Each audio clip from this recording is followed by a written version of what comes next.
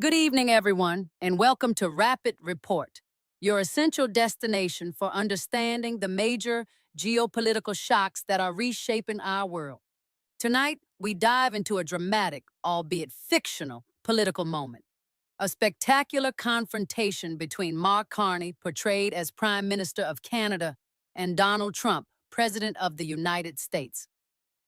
A harsh American ultimatum, threats of 25% tariffs, unlimited access to Canadian energy demanded, the repeal of the digital services tax, total alignment against China. At the center of this storm, a refusal, calm, technical, strategic. This is not just a trade crisis. It is a clash of two visions of power, a confrontation between the politics of threat and the diplomacy of stability, a moment that may symbolize the end of the post-war order.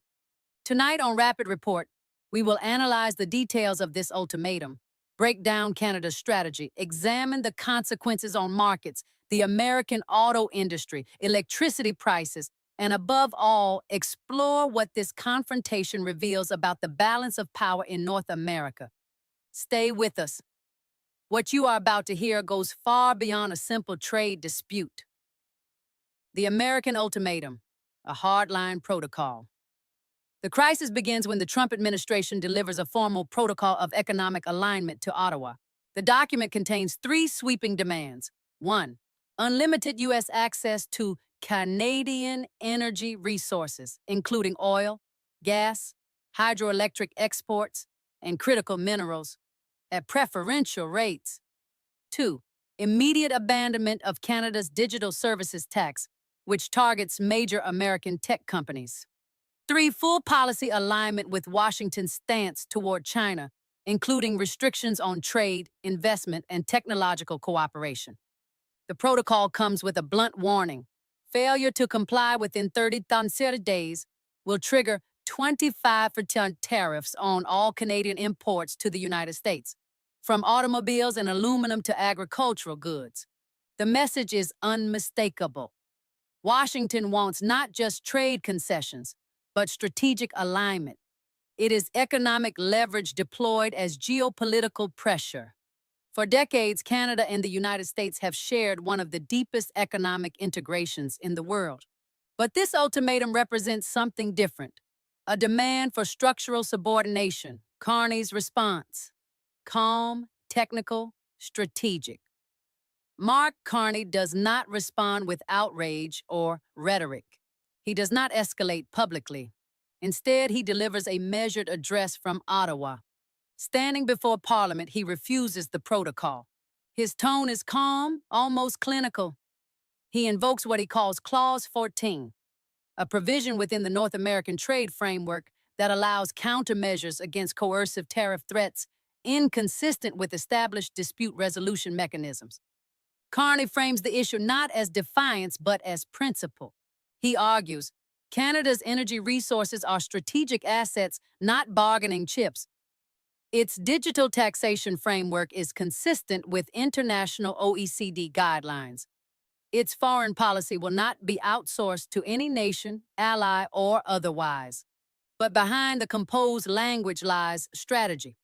Within days, Canada begins quiet coordination with the European Union, exploring accelerated trade diversification. Mexico, another USMCA partner wary of unilateral American tariff threats. Key American state governors, particularly in Michigan, New York, and Illinois, whose economies depend on Canadian energy and manufacturing supply chains. Carney does not attack Trump personally. Instead, he signals to markets and international partners that Canada represents stability, predictability, and rule-based governance. Where Trump uses threat, Carney uses credibility. Immediate consequences. Shockwaves across markets. The reaction is swift. Financial markets. North American markets experience volatility. The Canadian dollar dips, then stabilizes as investors interpret Ottawa's response as disciplined rather than reckless. Wall Street reacts more dramatically. U.S. auto manufacturers, heavily dependent on Canadian parts and cross-border assembly, see shares decline sharply. American industry anxiety. In Detroit, executives privately warned Washington that 25% tariffs would cripple integrated production chains. Cars assembled in Michigan crossed the border multiple times during manufacturing. Tariffs would effectively tax American factories. Energy markets tighten. Several U.S. states, especially in the Northeast, rely heavily on Canadian hydroelectric imports. As diplomatic tensions rise, electricity futures spike. Utility providers warn of potential price increases for American households.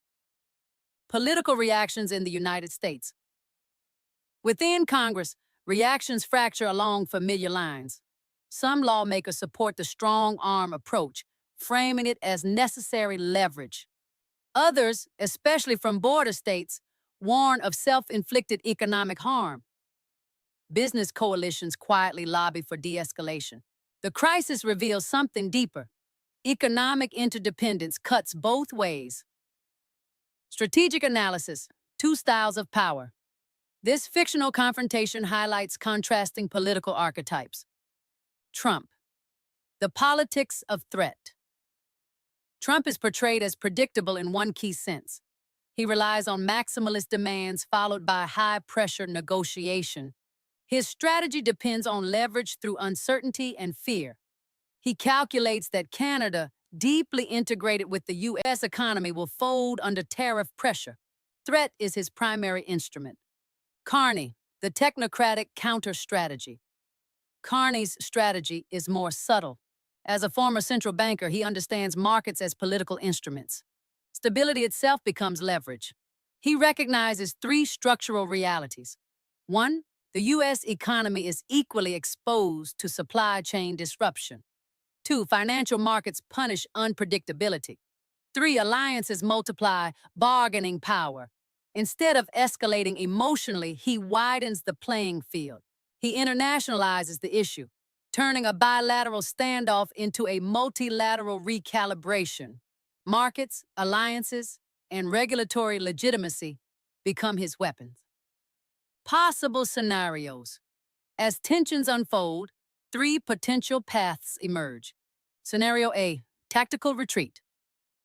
Trump declares victory after minor symbolic concessions from Ottawa, perhaps procedural adjustments on digital taxation timelines. He claims he forced Canada to the table. Tariffs are suspended, both sides step back, and markets stabilize. The crisis ends not with dramatic capitulation, but with political theater. Scenario B, escalation and recession. Tariffs are imposed. Canada responds proportionally under Clause 14. Cross-border trade slows dramatically. American auto production drops. Electricity prices rise. Inflationary pressures intensify. The U.S. economy, already sensitive to supply chain strain, then slides toward recession. Political backlash grows domestically. The cost of confrontation becomes visible in consumer prices and job losses. Scenario C, gradual decoupling. Even without immediate escalation, trust erodes. Canada accelerates trade diversification toward Europe and Asia. Energy export infrastructure shifts incrementally. Investment patterns reorient. North America becomes less integrated, more fragmented. The U.S. loses some of its quiet economic dominance over its northern neighbor. A symbol of a larger transition. This fictional confrontation symbolizes more than a tariff dispute. It reflects the erosion of the post-World War II order, an era defined by American-led stability and predictable alliances. In this imagined moment, the United States acts unilaterally. Canada asserts strategic autonomy. Economic interdependence becomes both shield and vulnerability. The crisis marks a psychological turning point. For decades, Canada's role was often defined in relation to Washington. Now, under Carney's leadership in this narrative, Canada begins redefining itself as an independent middle power capable of strategic resistance. The message is clear. Power in the 21st century is no longer measured solely by size or volume of trade. It is measured by resilience, diversification, and credibility. Whether through retreat, escalation, or realignment, The confrontation between Trump and Carney becomes a symbol of a shifting global architecture, one in which middle powers refuse automatic alignment, and the balance of power in North America is no longer assumed but negotiated. In this fictional but plausible drama, Canada steps into a new role. Not subordinate partner, not passive ally, but strategic actor. And that, perhaps, is the true turning point. The hidden constraint. For decades, Canada and the United States have operated within a deeply integrated production ecosystem. The North American supply chain is not bilateral trade. It is co-production. A vehicle assembled in Michigan may cross the border 6 or 7 times before completion. Aluminum mined in Quebec feeds American aerospace firms. Canadian hydroelectricity stabilizes northeastern U.S. grids. This means tariffs are not a traditional weapon. They are self-targeting instruments. Trump's 25% threat assumes asymmetry, that Canada depends more on U.S. access than the reverse. Historically, that assumption held weight. But Carney's strategy recognizes a modern shift. Interdependence has become mutual vulnerability. The deeper issue is not who exports more. It is who can withstand disruption longer. Carney's calculation appears to be that financial markets, inflation pressures, and industrial lobbying will constrain Washington faster than Ottawa. Power beyond barrels energy access is the centerpiece of the American ultimatum. But energy in this context is not simply oil and gas. It includes hydroelectric flows into U.S. border states, critical minerals for EV batteries, pipeline infrastructure, LNG export routes. Canada's refusal to grant unlimited preferential access signals something profound. Energy sovereignty is being securitized. In the post-Cold War era, energy was treated as a commodity. In this new paradigm, it becomes leverage. If Canada limits supply flexibility, electricity prices rise in New England. If the U.S. retaliates, refineries in the Midwest face feedstock disruptions. Energy becomes the pressure point that exposes the illusion of unilateral dominance. Financial markets as a battlefield. Carney's background in central banking suggests he understands a modern truth. Markets discipline political actors faster than voters do. A tariff war would trigger stock volatility, increase borrowing costs, heighten inflation expectations, pressure pension funds. If bond yields spike in response to instability, Washington feels the cost almost immediately. In contrast, Canada's smaller economy may absorb temporary currency depreciation as a competitiveness advantage. In this dynamic, the battlefield shifts from customs checkpoints to capital markets. The China factor, strategic autonomy versus bloc politics. The demand for total alignment against China is perhaps the most geopolitically consequential element. The United States increasingly frames global politics as bloc competition. Allies are expected to align economically and technologically. Carney's refusal does not signal pro-China sentiment. It signals strategic autonomy. Canada, as a middle power, benefits from diversified trade and flexible diplomacy. Total alignment would collapse that maneuvering space. If Canada resists forced alignment, it quietly challenges Washington's ability to impose bloc discipline on advanced economies. This has implications far beyond North America. Other allies, particularly in Europe and Asia, pundits would observe closely. If Canada withstands pressure, it sets a precedent. Domestic political risk in the United States. Trump's strategy depends on the assumption that domestic political support outweighs economic fallout. But 3 internal fault lines emerge. A. Industrial backlash. Auto manufacturers, agricultural exporters, and energy-dependent utilities begin lobbying against escalation. B. Consumer inflation. Electricity and vehicle price increases directly impact voters. C. State-level pressure. Governors in border states, Democrats and Republicans alike, resist economic damage to their regions. The deeper question, Can nationalist trade policy survive in a hyper-integrated economy? Canada's strategic repositioning. If the crisis accelerates diversification, Canada may pursue expanded energy infrastructure toward Atlantic export markets, stronger trade ties with the European Union, investment partnerships in Asia-Pacific markets, strategic defense coordination independent of U.S. dominance. This would not be anti-American. It would be post-dependence. The long-term consequence would be a less hierarchical North American order, psychological and symbolic dimensions. Perhaps the most important transformation is psychological. For decades, Canada's foreign policy operated within the assumption of American primacy. This confrontation breaks that assumption. Carney's refusal symbolizes a mental shift. Partnership does not equal submission. In global politics, perception matters. If markets, allies, and investors interpret Canada as stable under pressure, its credibility increases. If Washington appears impulsive, its deterrent leverage weakens. Power begins shifting from coercion to reliability. The post-war order in transition. Since 1945, the United States has been the anchor of the Western economic system. But this fictional crisis reflects a broader trend. Alliances are becoming transactional, and economic coercion is replacing quiet diplomacy.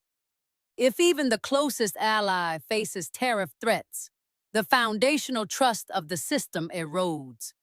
The result is fragmentation, more regional blocs, more hedging strategies, less automatic alignment. In this sense, the Carney-Trump standoff symbolizes the twilight of the post-war architecture and the emergence of competitive interdependence. The long-term outcome. Regardless of immediate resolution, something irreversible occurs. Canada learns that dependence is strategic risk. Diversification is sovereignty. Markets can be defensive tools. The United States learns that interdependence limits coercion. Threat-based diplomacy has diminishing returns. Middle powers can resist without open confrontation. The deeper narrative is not about tariffs. It is about the evolution of power itself. In the 20th century, power meant dominance. In the 21st century, power may mean resilience. And in this fictional but plausible turning point, Canada steps into a new strategic maturity, not by confrontation, but by calculated steadiness. The North American order does not collapse, but it changes. And once change begins, it rarely reverses. This face-off between Ottawa and Washington, even fictional, reflects a very real truth. The world is changing. Alliances are becoming more fragile.